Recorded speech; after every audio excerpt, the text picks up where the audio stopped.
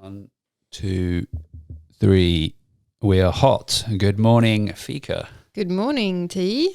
How are you today? Good. I brought Fika today. Ooh. I've made myself a cappuccino with froth. Is it not a bit early in the morning for chocolate? It's noon. I suspect that's a Swedish thing. My grandparents always had, or have still, 11 o'clock fika. And it's 12 now, so we sort of missed the window, but I thought it'd be all right. Okay. In England, it's alcohol. 11. Yeah. You guys do chocolate, which is better. And cappuccino. Anyway, should we hit the intro? Yes. Okay, boom. I mean, we were just sitting back, chopping it up, reminiscing about the good old days and all that. Tracking my roots, where I came from and where I'm going.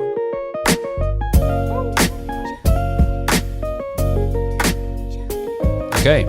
But like I say, man. So this week's episode, always we have special guest again, Wilson, here on the floor in his one of his many beds. Maybe he should become the owner soon. What, of the podcast?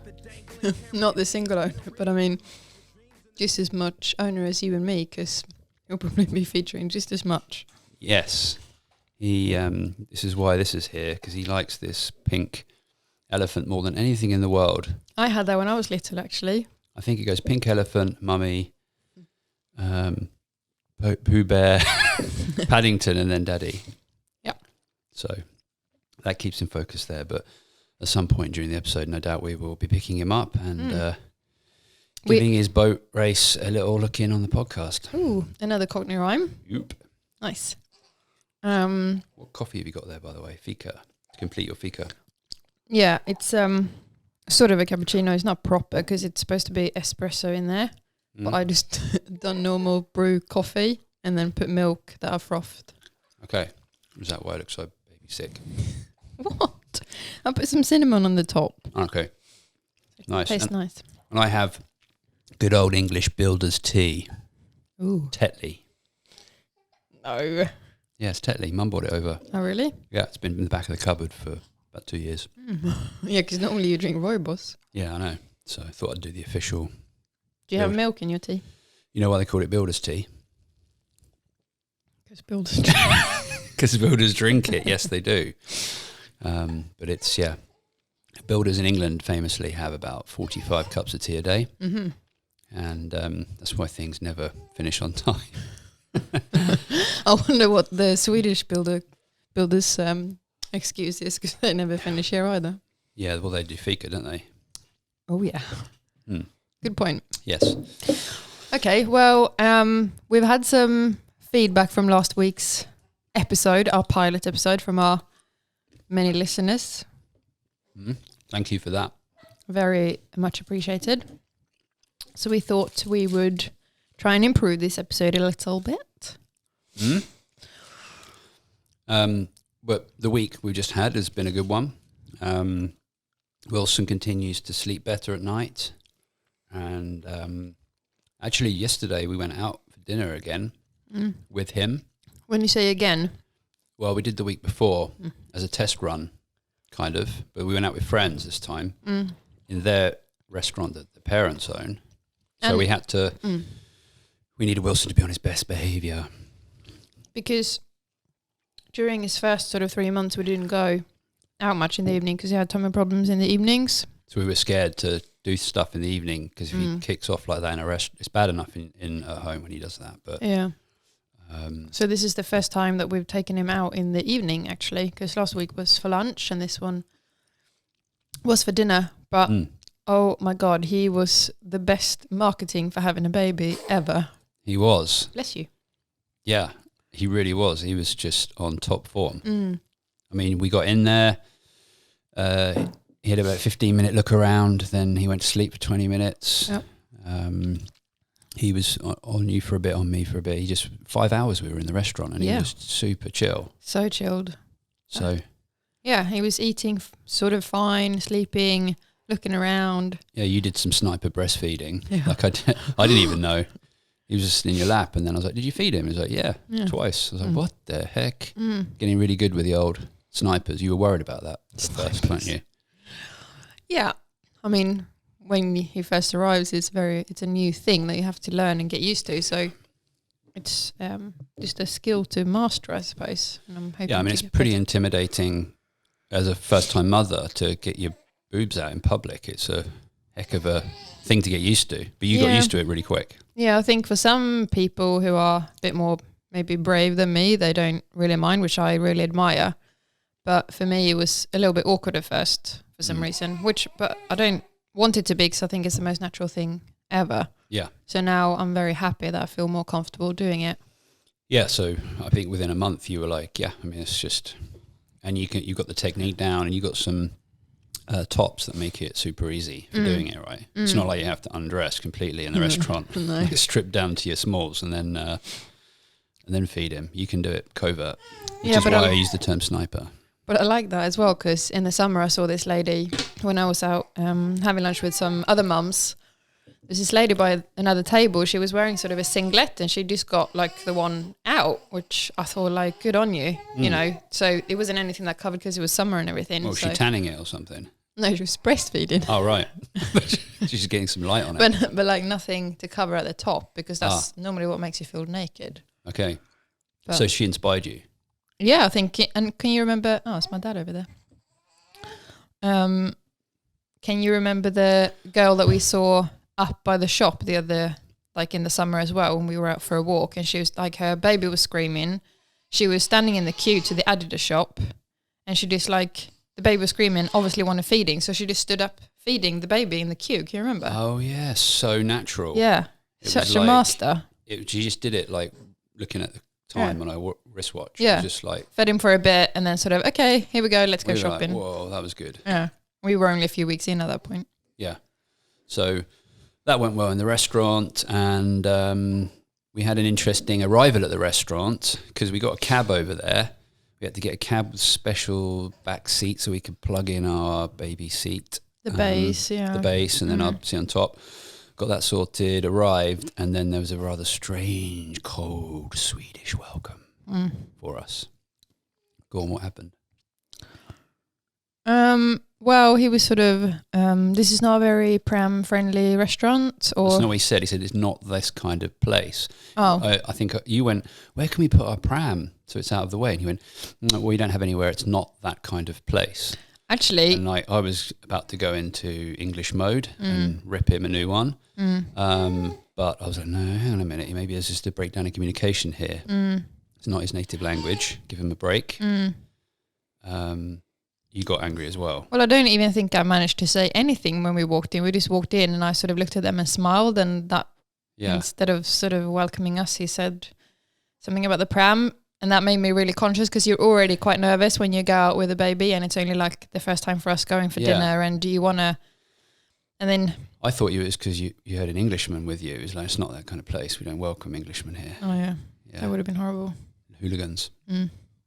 But no, he sort of made us feel super conscious that we had a baby with us. And it was 5 o'clock in the afternoon. It wasn't late. The restaurant wasn't that packed at that point. No. We had reserved a table. We were like, I was like, well, it's not that kind of place. And I was like, I mean, interesting welcome. Yeah, it was a bit of a strange welcome, but the restaurant is very small, so I do see his point. Yes. But I guess he could have approached it a little bit different, just to make us feel welcome, because we were actually paying customers, if that makes sense. Yeah, yeah. And then everything was fine. Obviously, he was the most well-behaved baby in the world. He didn't say anything during the whole night. Waiter was a baby. Both. Yeah, he was... he probably realised his mistake. He was about as mature as Wilson, or actually Wilson was more mature. Yeah. And I think he sort of realised that he jumped the guns. Yeah, but what happened when he changed his mind, didn't he, when you said something? I don't know if we should go into that, though. Okay.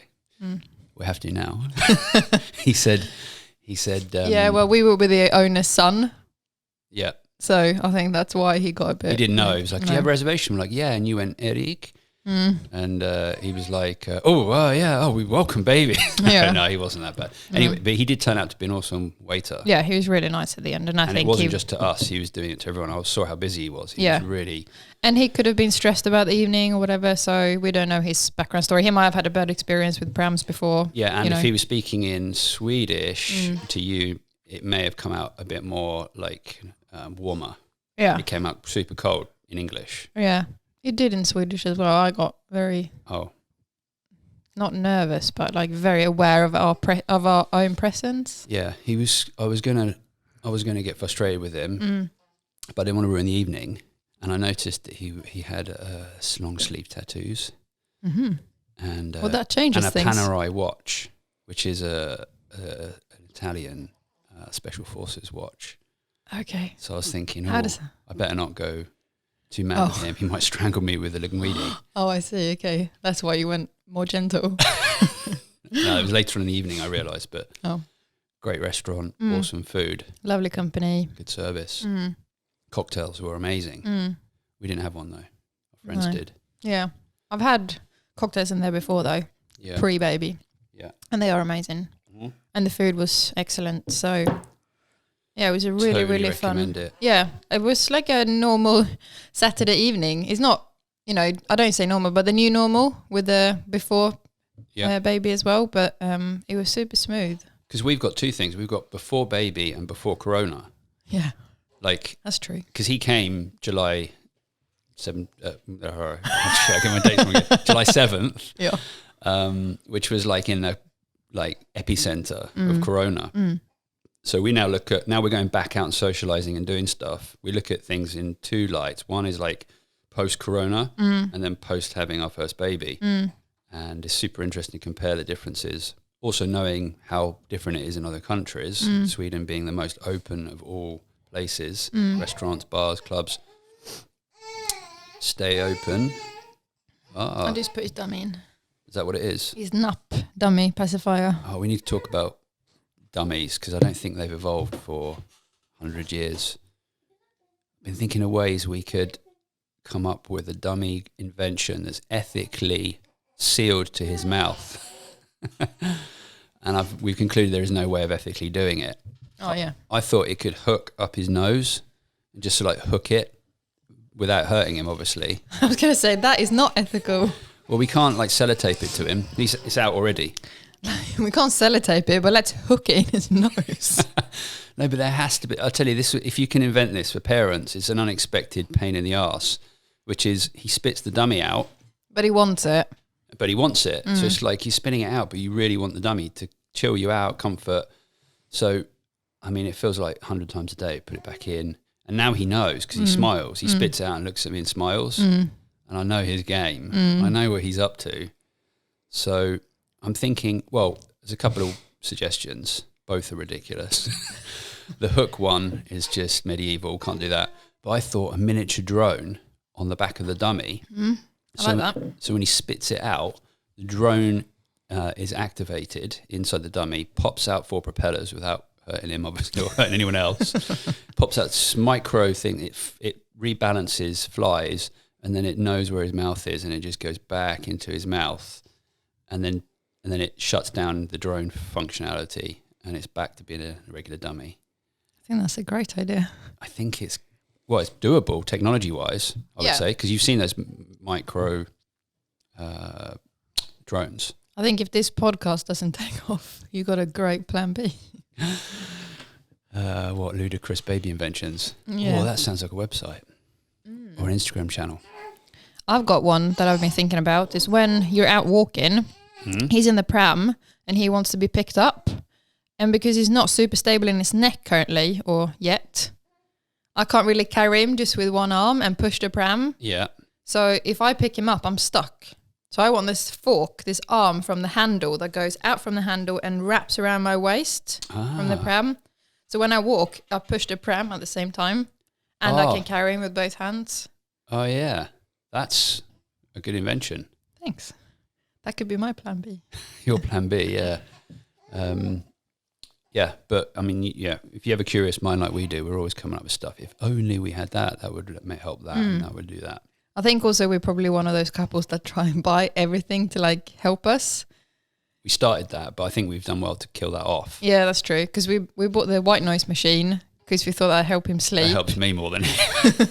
I think it helped the first night, but then it didn't really help anymore. He stopped his noises the first night, but then it was like it wasn't there. Yeah, we had it in the hospital and I played it and the nurse came in to check on us and there was whale noises playing through and she was like, what the fuck is that? I was like, oh, it's a whale noise machine. Super hippie. don't stand on the joss stick and candles we've lit behind you. No, and she's probably like, I didn't need those back in the days, which most people say when we talk about all these gadgets. And then the other thing we got was that rocket thing that you put on the pram to rock the pram. It helps F all. Yeah. Like it doesn't make any difference. Not to our baby anyway. I know people who can help I was by that. disappointed by that. I mean, it shakes the pram like a mad robot or something. Yeah. There's no love or comfort going into that shake. No. I think it like gets more upset when that's on. Yeah, I think I would too if I was in bed being shaken by this like silly electrical device. That was €50 down the drain. Yeah. It looks good though on the side of the pram. It looks awful. Oh, I was like dad gadget. Oh, okay. I've had some love off some other dads. Oh, have you? Out in the wilderness. Oh. They've looked at me and seen my rocket shaker and gone, You're one of those. Yeah, I thought about that, but...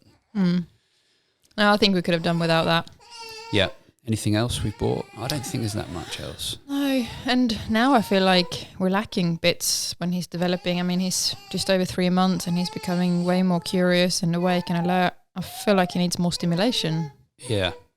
Well, yeah, we've got to start toying up, haven't we? Because yeah. I don't think this is going to last until he's 18.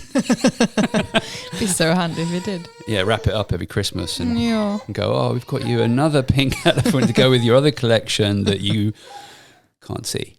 Let me pick him up. I think he wants to be on the podcast. Yeah.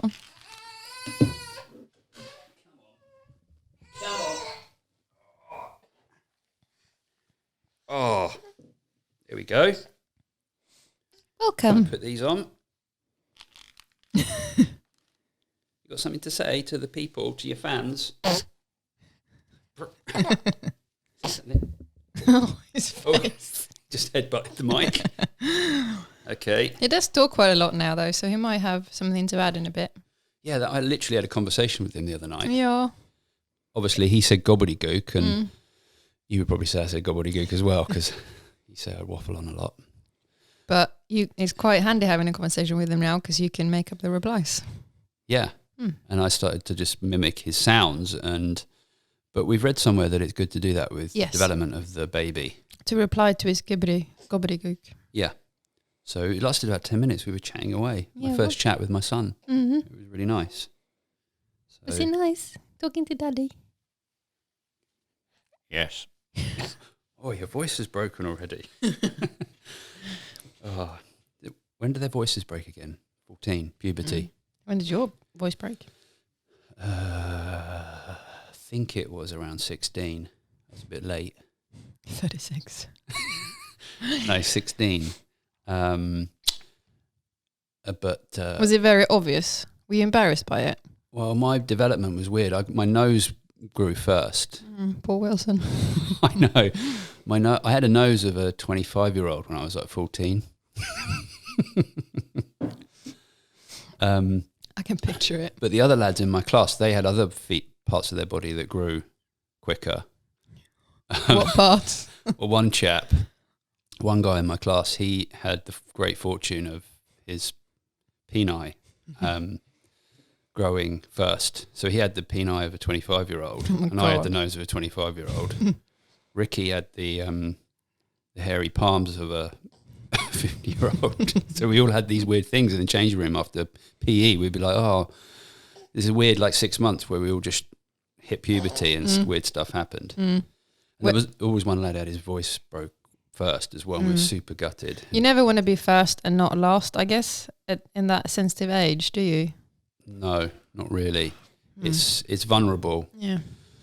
But I don't think 16's that late, really.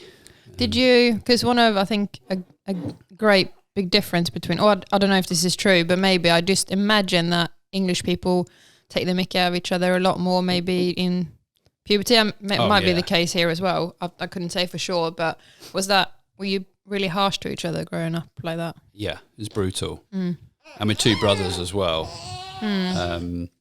Yeah, it's an unfortunate part of adolescence, I think, that kids don't have the moral compass yet. They haven't established their moral compass. So they will, and there's tons of chemicals going around in their brains. They don't have the same level of empathy that we do as adults. So yeah, it was brutal. Can we protect Wilson from that somehow? I don't know. Do we want to protect him? I think it's part of his development that he gets goes through that. Yeah, maybe. It hurts me just to think about that. People taking the piss out of him. Yeah, well, I mean, since I've been living in Sweden now for 10 years, going on 10 years, and when I go back to England now as an adult, as a 30-year-old adult, slightly older, it takes me 24 to 48 hours to adapt to the banter. Yeah. So especially when we have a few beers with the friends and my brothers. Like how quick it is, you mean, or just... Yeah, the level of mild abuse you get. Like, you know, if you show any weakness or honesty, like... That's awful. The guys will have you on it. You know, they'll find it and they'll, you know, not brutal, but... But you're big on mental health and like men's mental health and stuff. How do you... Yeah. Do you feel that that's a good thing? I do. When it's done in a way that's always tongue-in-cheek and fun and is with your true friends.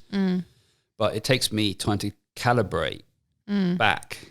Because you know it's love behind it, you mean? Defo. And what I've had is before I've gone back and gone to the pub like inside that 12-hour window of coming back, and they'll start bantering me and I'll take it, like my instincts take it personally, and I'll shoot back with something way, way over, like way out of reach, super abusive. And I'll be like, oh, that sounded a bit dodgy. Like, I was a bit like really brutal. And then I was like, oh, guys, sorry, I need a bit of time to adapt, because people in Sweden don't talk to each other like this. They don't pick at each other's vulnerabilities, like fire them back at you.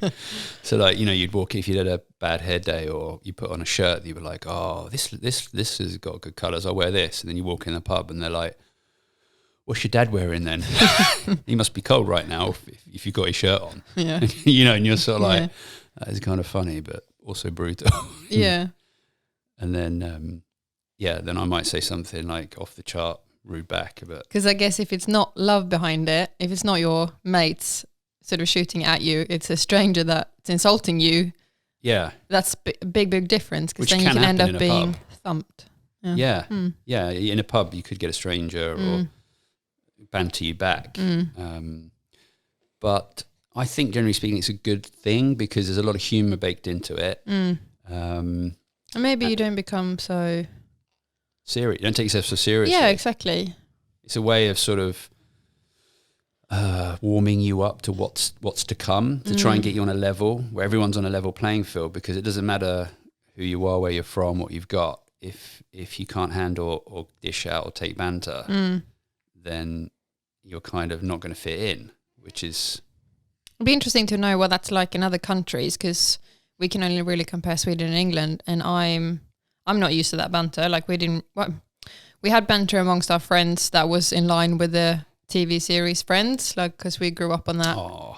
So that was the type of irony that we played on each other. Yeah. Sarcasm was a big thing in our group. Right. But never really being not mean to each other. Harsh. No, exactly. So it'd be interesting to ask other people from other cultures, or even like other Swedes, what they... But you're right. It's going to be tough with Wilson, since he's half Swedish, half English. He's going to grow up mostly in Sweden. Our plan is to stay in Stockholm for the most part. So he's going to have a Swedish... Most of his friends are going to be Swedish. And then when he goes back to see his English relatives, like he's going to have at least 3 cousins the same age, right?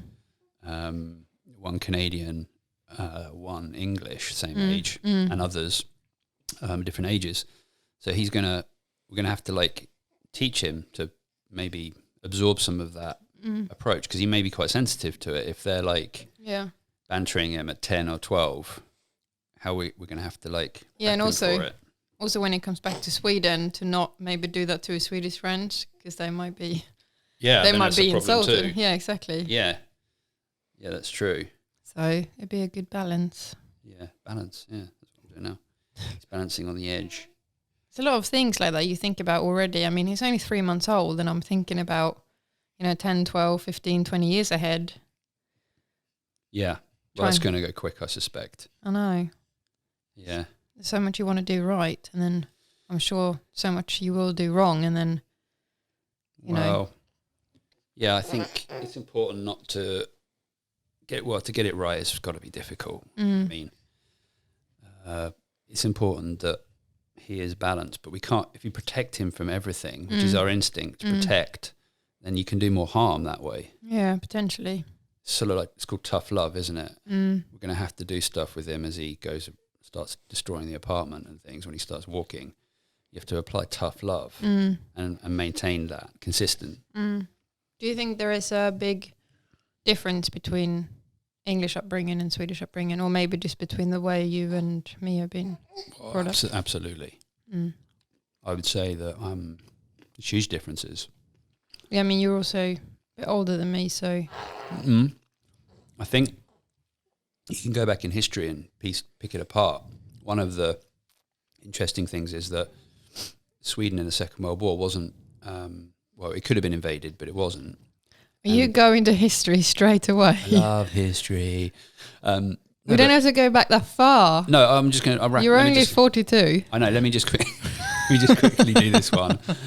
So there's differences in rationing, I was going to say. Mm-hmm. So my grandparents grew up rationing. When you fly into England over London, you come through the fields of Essex, look out the window, you're going to connect this somehow. You see all the fields that have been diced up into small plots. And in cities, there's tons of small gardening areas. They're called allotments. That was in the Second World War when food was so short. So my grandparents were big on rationing. Like if you got given food, you had to finish it. There was no messing around. It was a very militaristic experience for us when we were kids. Because all four of my grandparents served in the war, and they had that mindset.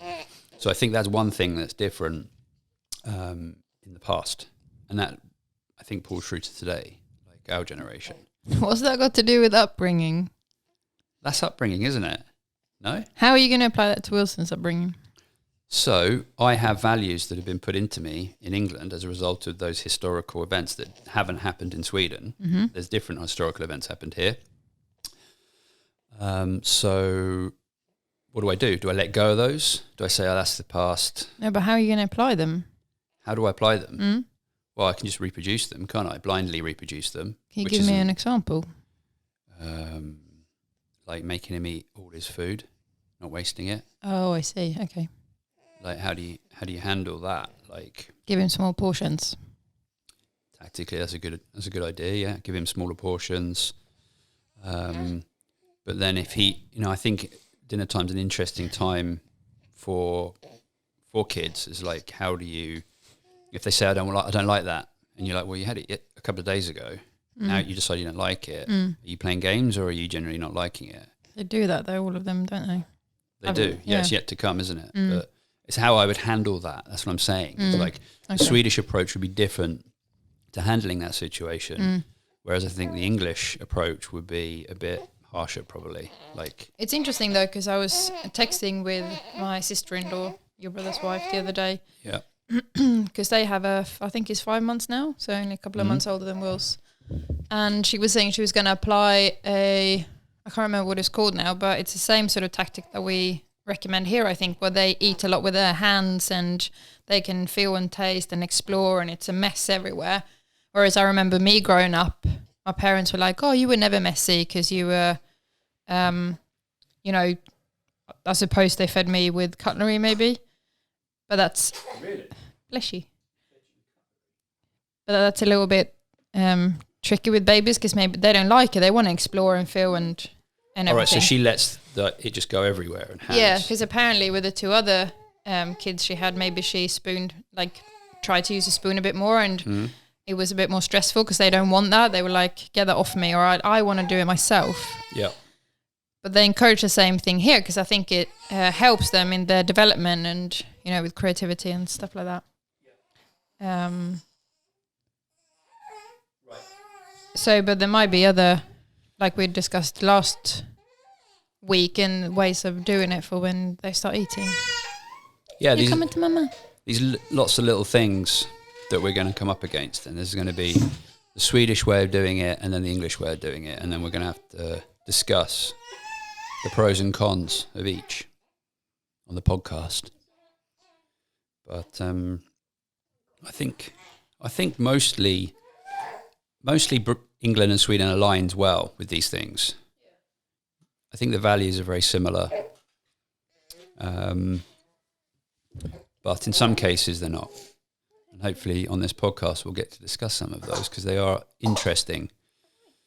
And I also think it'd be good to bring some guests onto our podcast where we can get some other insights into how other countries, not just Sweden and the UK, the differences between Sweden and the UK, but also,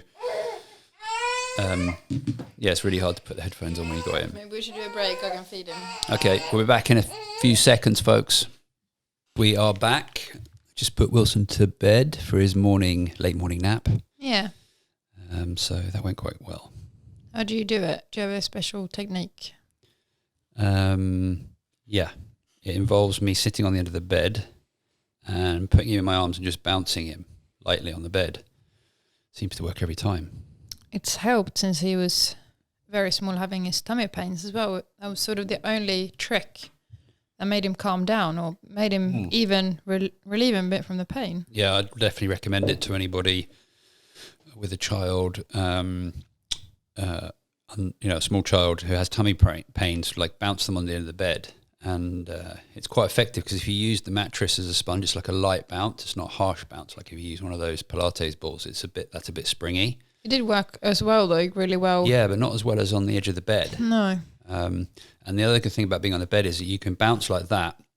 As they drop off, you can lean back and have a pillow behind you, so they seem to sleep better a bit more like on their front. So you've got them in your arms and you just tilt back, and it's easier for you as well on your back after about 10 minutes. And then you just sit upright again and bounce a little bit more if you need to. So they're obviously not supposed to sleep on their front according to recommendations, but what you did was you tested him, you checked him, yes. Especially when he had tummy pain, to like lean him back to see if they were still there, because that would trigger it again. What do you mean? When he had his tummy pains, you were bouncing him at the end of the bed. Yeah. And then you leaned back to check if the pains were still there. Yeah, because he would because I could tell if he started to fall asleep when he was on me.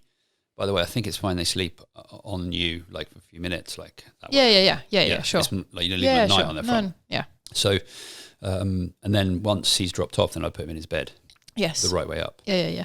And he. But that was part of your technique, right? To check where he was at with his pains. Yeah. Yeah. And it's interesting that in your deepest, darkest moments, when you're like, you come up with these things where you tried everything. And you just want him not to be in pain. Yeah, and it was like when he was really young, a few weeks old, it was like, okay, we'll try everything. And there was just one, I think I just sat on the end of the bed like, oh God, this is, he's still crying. He's like in so much pain. And I just bounced and he was like, settled. And I was like, oh, that's a thing.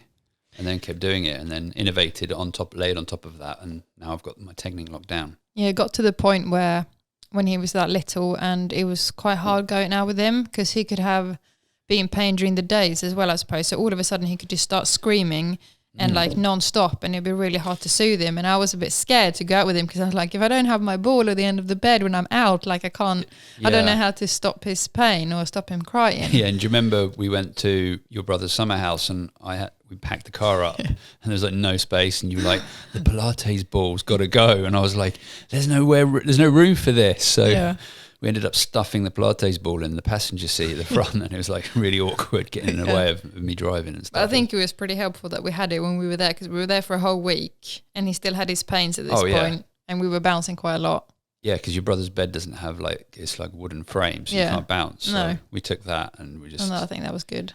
Yeah, but thank goodness we don't need it anymore. No, but that's a good tip for any parent, but I think you probably have already figured that out. We've almost finished the chocolate, which means the show's probably almost coming to an end. Oh, man. Okay. What are we doing today? Well, the weather's nice, which is lovely this day in October, so I think we're going for a walk.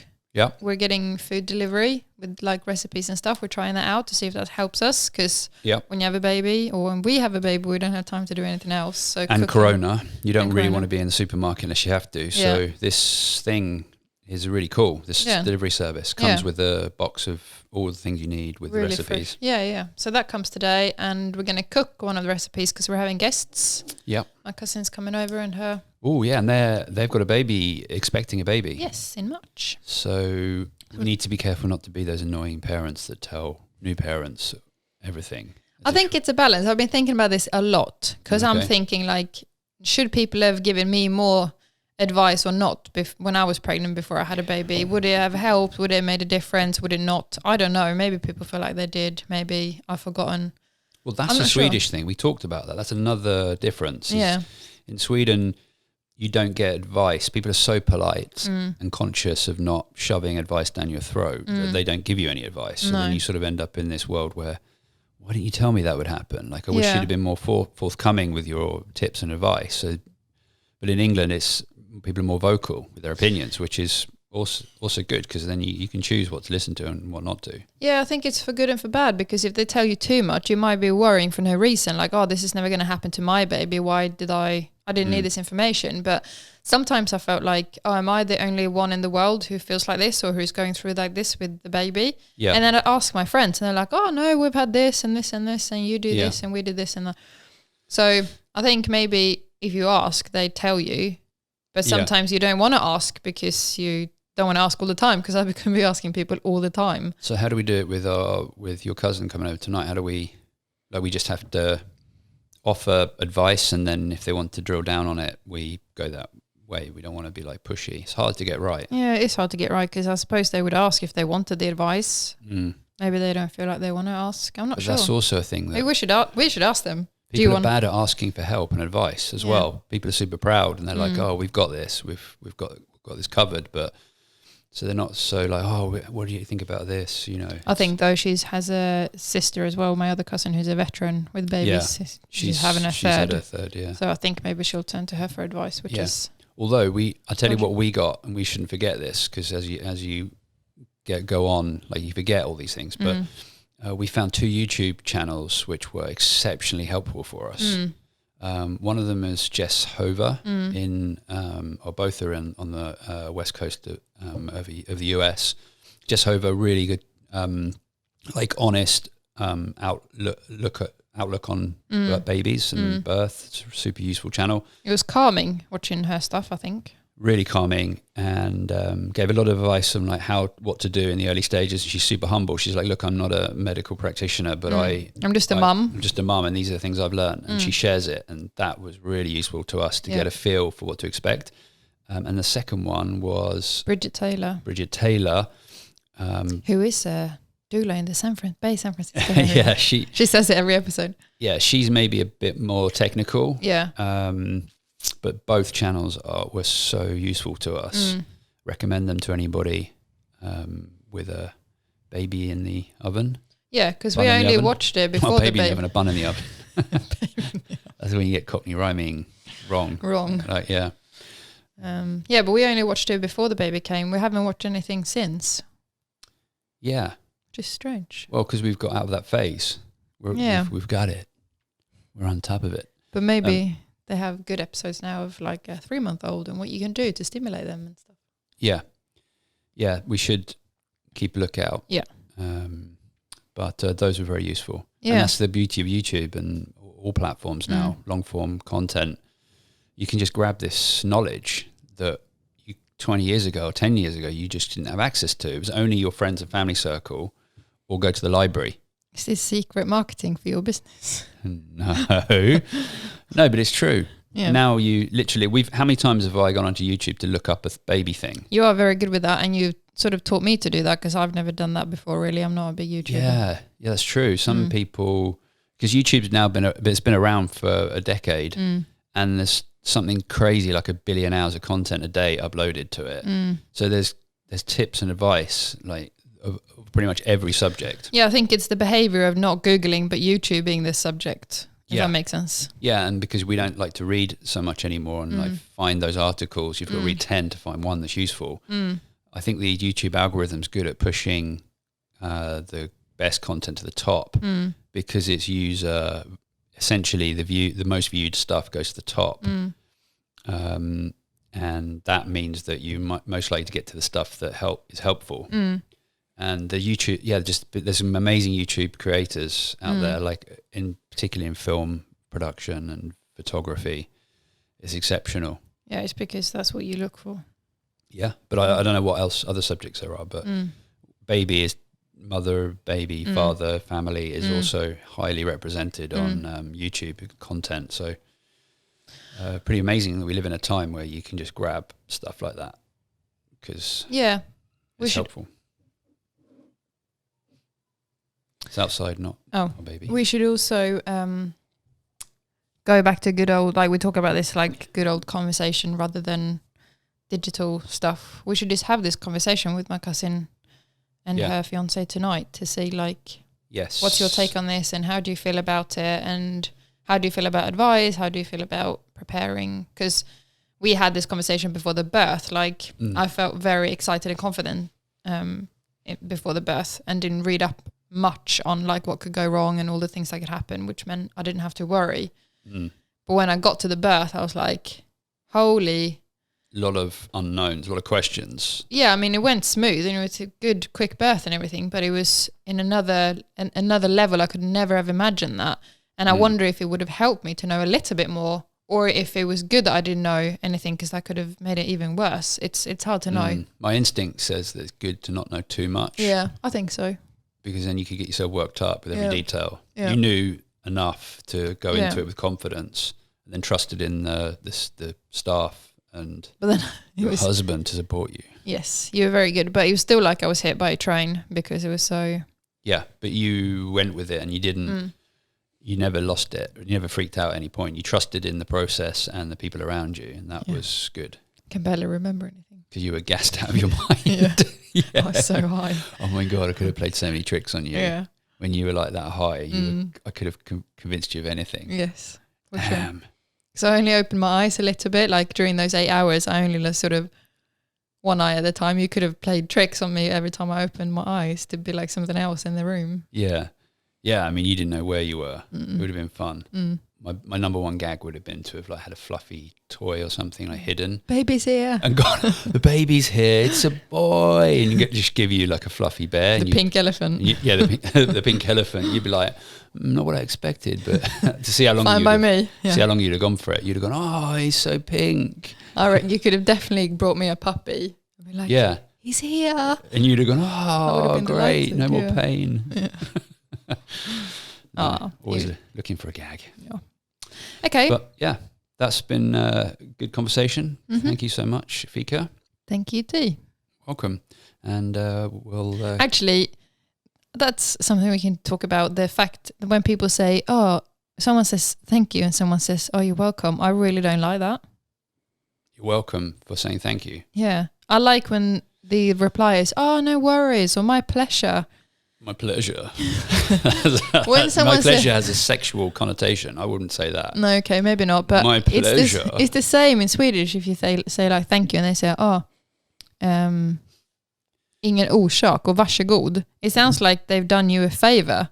Yeah. Which they might have, but like, I don't know. I'd want people to just be like... You know what's really cool? Is when people hang up calls in movies. Yeah. And they don't say bye or anything. Yeah. They just come off the phone. Yeah, we should do that. I want to do that more often. Yeah, we should do that. Should we do that now? Yeah. Okay. Okay.